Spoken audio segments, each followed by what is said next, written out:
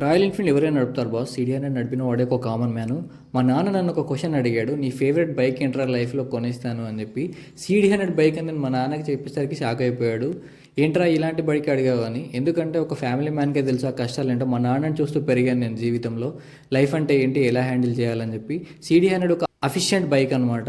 70+ మైలేజ్తో spare పార్ట్లు ఎక్కడైనా దొరికే ఒక బండి, డీసెంట్ లుక్తో ఒక ఫ్యామిలీ మ్యాన్ని అఫోర్డ్ చేయగలిగిన ఒకే ఒక బండి సిడి100. ఒకప్పట్లో ఒక ఊపేసింది. ఎందుకో హోండా కంపెనీ ఈ బండిని ఆపేసింది, కానీ దాని ఇంజన్ని మాత్రం ఆపలేకపోయింది. రాబోయే బైక్లో చాలా వరకు ఈ టెక్నాలజీతో ఇప్పుడు వచ్చే బండ్లు ఏవి కూడా ఇంత మైలేజ్ ఆఫర్ చేయలేకపోతున్నాయి.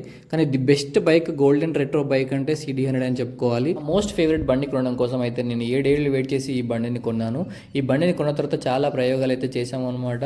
రిపేర్ చేద్దామని, నేను రిస్టోరేషన్ చేద్దామని కూడా చాలా ప్రయత్నాలు అయితే చేశామన్నమాట.